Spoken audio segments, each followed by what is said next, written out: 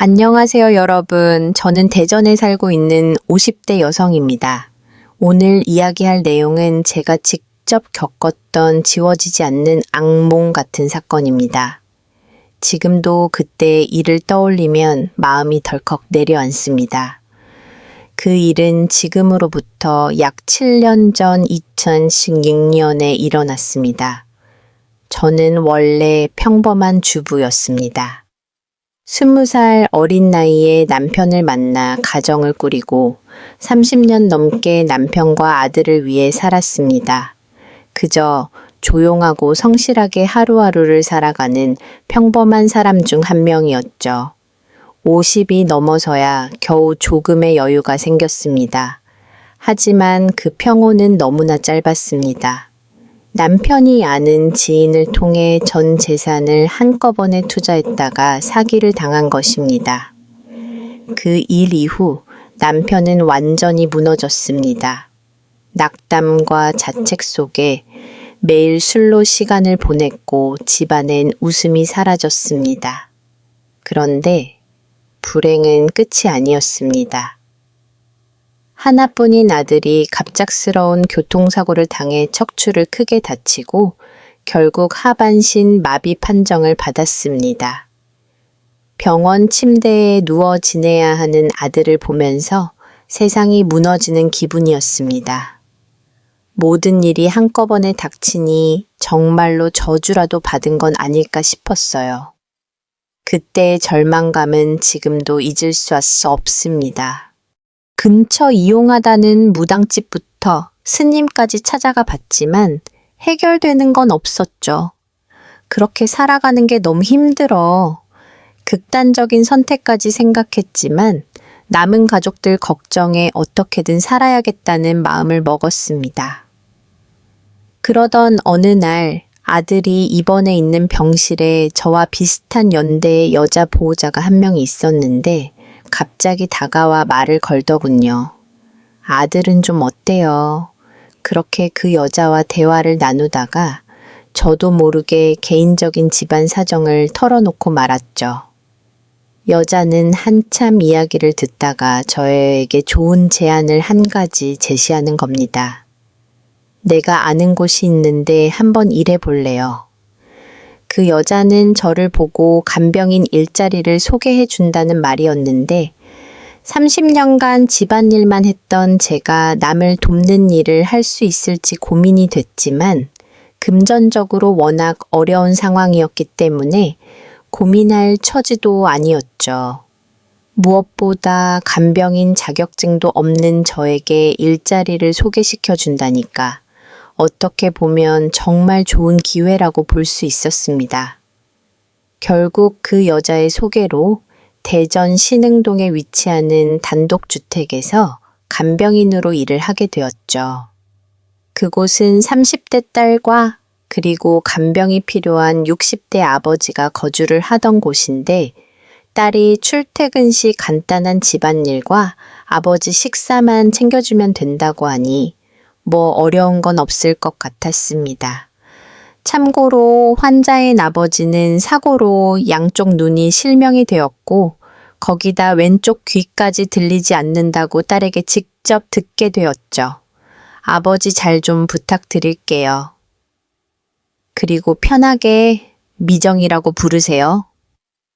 미정이는 제 특별한 일이 없을 경우 보통 7시에 퇴근을 한다고 했고 원래 점심만 챙겨주면 된다고 했으나 혼자서 아버지를 챙기는 모습이 너무 딱해 보여 저녁 밥상까지 차려놓고 퇴근을 하기로 생각했습니다. 다행히 제가 간병일을 하는 동안 남편이 아들을 돌봐주고 있었기 때문에 한시름 놓을 수 있었죠.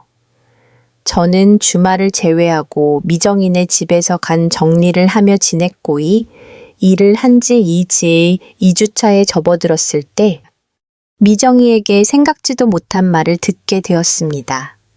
저 아주머니 죄송한데 이번 달까지만 일해주시면 될 것 같아요. 저는 뭔가 실수라도 한 건가 의문이 들어 이유를 물었지만 미정이는 개인적인 사정 때문에 그렇다는 말뿐이었죠. 그만둘 때 그만두더라도 마지막 날까지 최선을 다하기로 했고, 그렇게 하루하루 시간은 흘러갔습니다. 그러다 일을 그만두기로 약속한 날이 일주일 정도 남았을 때 미정이 아버지가 저를 불러 황당한 말을 하더군요. 저를 요양원으로 보내주실 수 있나요? 이 집에서 나가고 싶어서요. 갑자기 이상한 말씀을 하시길래 왜 그러냐고 물었더니 글쎄 요즘 들어 계속 이상한 일이 일어난다는 겁니다. 꿈인지 현실인지는 잘 모르겠는데 잠을 잘 때마다 누군가에게 폭행을 당하는 느낌이 들고 아침이 돼서 눈을 뜨면 온몸이 아프다면서 말씀을 하셨죠. 그래서 저는 환자분 몸을 살폈더니 멍든 부위도 없고 피부는 멀쩡해 보였습니다. 제가 볼 때는 괜찮으신데요. 그리고 아버님 요양원 문제는 미정이하고 상의해 보세요. 저 사실은 며칠 후에 그만두기로 했거든요. 그랬더니 미정이 아버지는 아무 말도 하지 않고 소파에 앉아 한숨을 쉬더군요. 그렇게 대화를 끝내고 그날 저녁까지 차려놓고 집을 나오는데 현관 앞에서 미정이와 마주치게 되었습니다. 그런데 혼자가 아닌 어떤 남자와 같이 서 있더군요. 아주머니 이제 나가시는 거예요. 오늘 일이 좀 많아서. 근데 옆에 누구야? 남자친구. 저는 인사를 하고서 집으로 가려고 하는데 문득 미정이 아버지가 했던 말이 생각이 나는 겁니다. 음악. 그래서 미정이를 불러 아까 낮에 들었던 이야기를 해줬죠. 그러니까 표정이 엄청 안 좋아지더니 그냥 집으로 들어가 현관을 닫아버리더군요. 당연한 말이겠지만 아버지를 걱정하는 딸이 옆에 있는데 뜬금없이 요양시설 이야기를 하니 미정이 입장에서는 기분이 나쁠 수도 있겠다 생각했습니다. 음악. 그렇게 며칠 뒤 마지막 간병기를 하던 날 정말 무서운 사건이 일어났고 벌써 내일 모레 60을 바라보고 있지만 아직도 기억이 생생합니다.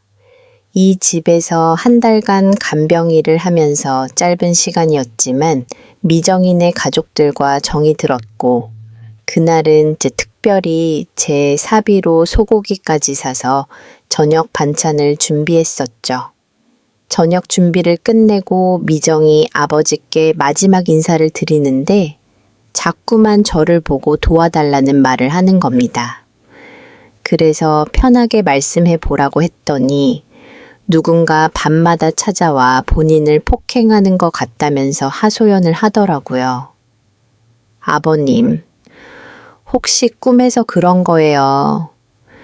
저는 며칠 전 미정이 아버지가 했던 말이 떠올라서 되물었더니 꿈인 것 같기도 하고 아닌 것도 같고 잘 모르겠다는 애매한 대답을 하셨죠. 그때 현관문이 열리는 소리가 들렸고 미정이와 그리고 앞전에 마주쳤던 남자친구가 같이 들어오는 겁니다. 저는 그동안 고마웠다고 인사를 하고 나서 집을 나왔고 아들 병원으로 가서 남편과 이야기를 하고 있는데 미정이에게 전화가 걸려왔죠. 무슨 일인가 싶어 전화를 받았는데 아버지가 쓰러졌다고 집으로 와달라는 겁니다.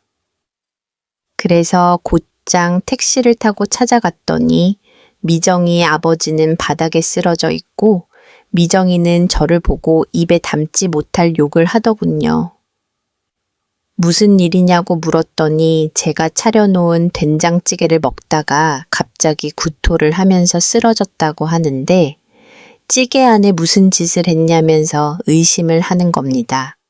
저는 상황이 어떻게 되었든 미정이 아버지를 먼저 병원으로 데려가야 한다는 생각밖에 들지 않았죠.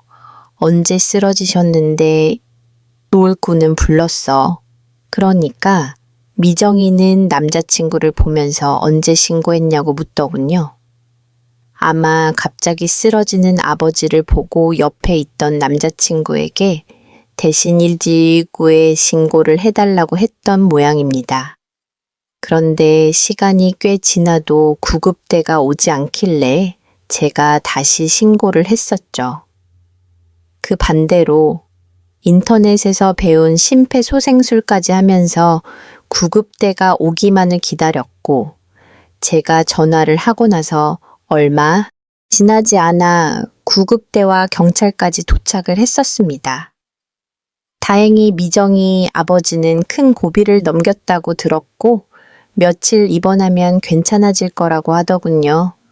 하지만 제가 차려준 된장찌개에서 소량의 독극물이 발견되었는데 그로 인해 억울하지만 피의자 신분으로 조사를 받게 되었죠. 그리고 더욱 불류했던 건 제가 간병인 자격증도 없이 일을 했던 점과 하필 그만두는 날 이런 일이 발생했다는 겁니다. 미정이는 저를 단단히 오해하고 있었는데 갑자기 일을 그만두라고 해서 제가 보복심에 그런 것 같다고. 미정이는 진술을 했고 저는 졸지에 범죄자가 될 위기에 처하고 말았죠.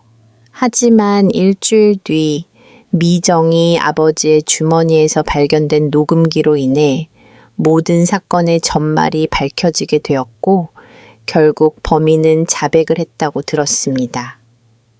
시계에 독극물을 탄 범인은 미정이의 남자친구였는데 가끔 데이트를 하던 도중 아버지 때문에 일찍 들어가야 하는 여자친구를 항상 못마땅하게 생각하고 있었답니다.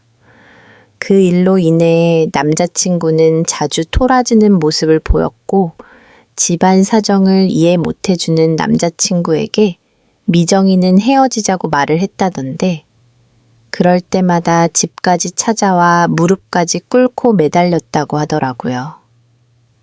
그 당시 미정이는 금전적인 문제 때문에 간병인을 쓰기 부담스러운 상황이었고 그걸 알고 있던 남자친구가 직접 간병을 해준다고 말을 했다는 겁니다.